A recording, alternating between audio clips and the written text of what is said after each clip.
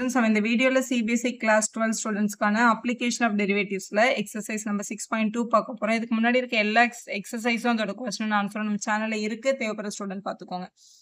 Second எக்ஸசைஸ்ல நம்ம increasing decreasing ஓட interval வந்து கண்டுபிடிக்க போறோம். இன்க்ரீசிங் டிக்ரீசிங் ஃபைண்ட் பண்றதுக்கு ரெண்டு மெத்தட் இருக்கு. ஃபர்ஸ்ட் வந்து கொடுத்திருக்கிற ஃபங்க்ஷனை டிஃபரன்ஷியேட் பண்ணி f dash of x கண்டுபிடிச்சா greater than 0 அதாவது பாசிட்டிவ்ல வேல்யூ வந்து அது வந்து ஒரு இன்க்ரீசிங் ஃபங்க்ஷன் அந்த கொடுத்திருக்க இன்டர்வல்ல. அதே மாதிரி f dash of x வந்து less than 0 அது வந்து நம்ம டிக்ரீசிங் ஃபங்க்ஷன் அப்படின்னு சொல்லிடலாம் அந்த பர்டிகுலர் இன்டர்வல்ல. ஸோ இது வந்து ஒரு டைப். இப்படி இல்லைன்னா இன்னொரு மெத்தட் 2ல வந்து எப்படி கண்டுபிடிக்கலாம்னா இப்போ x1 x2 அப்படின்னு நம்ம ரெண்டு நம்பர் எடுத்துக்கிறோம் ரியல் லைன்ல இருந்து. இப்போ கொஸ்டின்ல x1 வந்து x2 விட சின்ன நம்பர்னு வச்சுக்கோங்களேன். அதோட ஃபங்க்ஷனோட வேல்யூ கண்டுபிடிக்கிறோம். அதாவது f of x1 f of x2வையும் கம்பேர் பண்ணி பார்க்கும்போது வர்ற ஆன்சரும் அதே மாதிரி f of x1 வந்து less than f of x2 இருந்தா இது வந்து ஒரு இன்க்ரீசிங் ஃபங்க்ஷன் அப்படின்னு சொல்லிடலாம். இதே இது கொஸ்டின்ல இப்போ நம்மளோட x1 வந்து லெஸ் தென் x2 இருக்கும்போது நம்மளோட f of x1 நம்மளோட f of x2வையும் கம்பேர் பண்ணும்போது ஒன்று கிரேட்டர் ஒன்று இல்லை சார் இந்த மாதிரி மாறி வந்ததுன்னா அது வந்து டிக்ரீசிங் ஃபங்க்ஷன் சொல்லணும். இப்படி வரும். இப்போ x1 x2 கம்பேர் பண்ணும்போது x1 வந்து சின்ன நம்பர். அதே அவங்களோட ஃபங்க்ஷன் அவங்க கொடுத்துருக்கிற அந்த வேல்யூல சப்ஸ்டியூட் பண்ணி பார்க்கும்போது f of x1 கிரேட்டராகவும் x2 சின்னதாகவும் மாறி வந்தது அப்படின்னா அது வந்து ஒரு டிக்ரீசிங் ஃபங்க்ஷன் சொல்லலாம். இந்த ரெண்டு டைப்ல எதுல வேணாலும் நம்ம சப்ஸ்டியூட் பண்ணி பார்க்கலாம். நம்ம வந்து இப்போ முதல் கொஸ்டின் பார்க்க போறோம். இதான் நம்மளோட ஃபர்ஸ்ட் கொஸ்டின். இப்போ கொஸ்டின் நம்பர் 1 பார்க்கலாம். Show that the function given by f of x is equal to 3x plus 17 அப்படின்னு கொடுத்துருக்காங்க. இஸ் இன்க்ரீசிங் ஆன் ஆர்னு கொடுத்துருக்காங்க. ஆனால் ஃபுல் ரியல் லைன்லையும் இது வந்து ஒரு இன்க்ரீசிங் ஃபங்க்ஷன் காட்டுன்னு சொல்றாங்க. சப்போஸ் இந்த டைப் நீ யூஸ் பண்றதா இருந்தா f dash of x differentiate with respect to x பண்றோம்.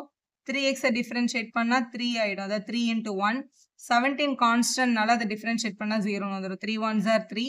ஸோ வேல்யூ 3 தான்.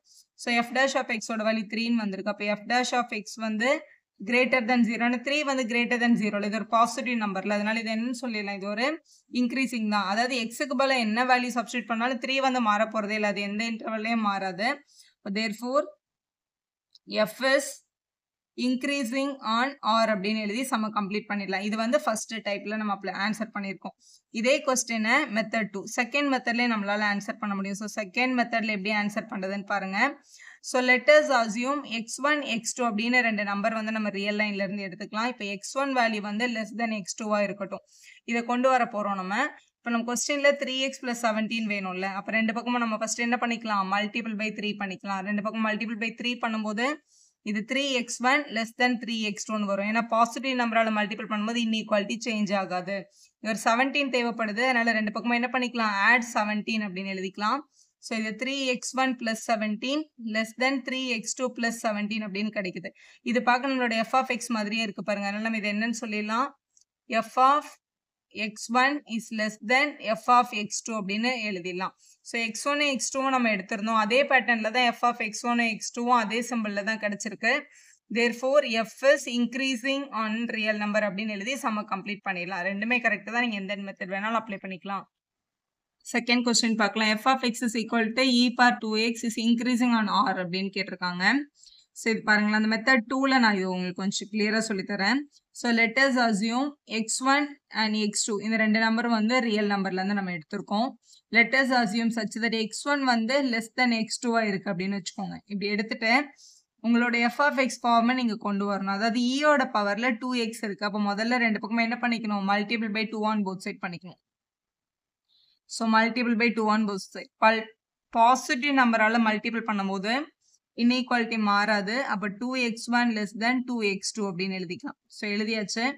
இங்க ஈயோட பவர்ல கொண்டு போயிருக்காங்க இல்லையா, அதனால take e on both side. Take exponential on both side. ரெண்டு பக்கமும் e எடுக்க போறோம். அப்போ இது என்ன ஆகும்னா e power 2x1 less than e power 2x2 அப்படின்னு கிடைக்குது. e power 2x1 தான் நம்மளுடைய f of x. அப்போ e power 2x1 அப்படின்றத நம்ம என்னன்னு எழுதிடலாம்னா f of x1 எழுதிடலாம். less than e power 2x2 அப்படின்றது இதே பேட்டர்ன்ல தான் இருக்கு. ஆனால் x ஓட பிளேஸ்ல x2 இருக்கு. அப்போ f of x2 அப்படின்னு எழுதிடலாம். ஸோ நம்ம கொஸ்டின்ல வந்து x1 வந்து less than x2 அப்படின்னு நம்ம ஸ்டார்ட் பண்ணியிருக்கோம். நமக்கு என்ன ஆன்சர் ரீச் ஆயிருக்கு, f of x1 வந்து less than f of x2 அப்படின்னு ஆன்சர் ரீச் ஆயிருக்கு. therefore f is increasing on real number அப்படின்னு எழுதி சம்ம கம்ப்ளீட் பண்ணிடலாம். அடுத்து கொஸ்டின் நம்பர் 3 பாருங்க. Show that the given function f of x is equal to sin x. f of x is equal to sin x ன்னு கொடுத்திருக்காங்க கொஸ்டின்ல. First part is increasing in the interval 0 to pi by 2 ன்னு கேட்டிருக்காங்க. So முதல்ல இதை differentiate பண்ணிக்கலாம். So differentiate with respect to X பண்ணா f dash of x is equal to sin x differentiate பண்ணா என்ன வரும்? cos x அப்படின்னு வந்துரும். நம்மளோட சின்ன கிளாஸ் ரூல் இது வந்து நம்மளோட 0, இது நம்மளோட pi by 2.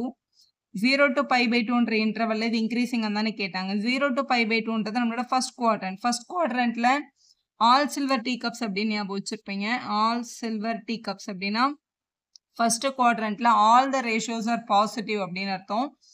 அப்போ இந்த cos x வந்து டெஃபினட்டா ஃபர்ஸ்ட் குவாட்ரண்ட்ல பாசிட்டிவ் தான். அப்போ f dash of x வந்து என்னோட cos x which is greater than 0. ஏன்னா அவங்க இருக்கிற அந்த x வந்து belongs to the first quadrant இருக்கிறதுனால இது வந்து பாசிட்டிவ் அப்படின்னு கிடைக்குது. f dash of x வந்து greater than 0 இருக்கிறதுனால therefore f is increasing. டெஃபினட்டா இது வந்து இன்க்ரீசிங்கா தான் இருக்கும். இன்க்ரீசிங் இந்த interval 0 to pi by 2. 0 to pi by 2 அப்படின்ற இன்டர்வலுக்குள்ள இவங்க இன்க்ரீசிங் அப்படின்னு கிடைக்குது. இதுலயே உங்களோட பி கொஸ்டின்ல அவங்க என்ன கேட்டிருக்காங்கன்னு பாருங்க. ஸோ பி அதே question f of x is equal to sin x ன்னு எடுத்துட்டு இந்த இன்டர்வல்ல இது டிக்ரீசிங்னு காட்டுன்னு சொல்லியிருக்காங்க இல்லையா? இவங்க முதல்ல டிஃபரன்ஷியேட் பண்ணிக்கலாம். அப்போ f dash of x is equal to sin x differentiate பண்ணா என்ன வரும்? cos x அப்படின்னு வரும்.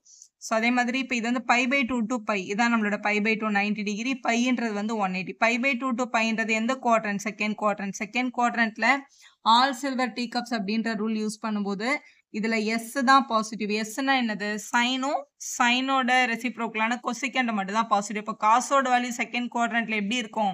கண்டிப்பா லெஸ் தென் 0வா தான் இருந்திருக்கும். அப்போ cos x வந்து இந்த இன்டர்வல்ல எப்படி இருக்கும்ன்றதான் உங்களோட கேள்வி.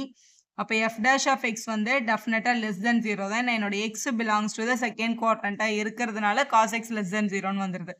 ஸோ லெஸ் தென் 0னா என்ன அர்த்தம்? therefore f is decreasing. இந்த இன்டர்வல் எடுக்கும்போது இது வந்து டிக்ரீசிங்கா இருக்கும். டிக்ரீசிங் இந்த interval pi by 2 to pi அப்படின்னு கிடைக்குது. ஸோ இப்போ ஒரு தேர்ட் பார்ட் கேட்டிருக்காங்க நம்ம கிட்ட கொஸ்டின்ல இந்த மாதிரி நெய்தர் இன்க்ரீசிங் நா டிக்ரீசிங் இன் 0 to pi அப்படின்னு கேட்டிருக்காங்க. ஸோ இதுல வந்து இது உங்களோட 0, இது உங்களோட பை. 0ல இருந்து பை வரைக்கும் பார்க்கும்போது இது நெய்தர் இன்க்ரீஸும் இல்லை டிக்ரீஸிங்கும் இல்லை அப்படின்னு ப்ரூவ் பண்ண சொல்றாங்க.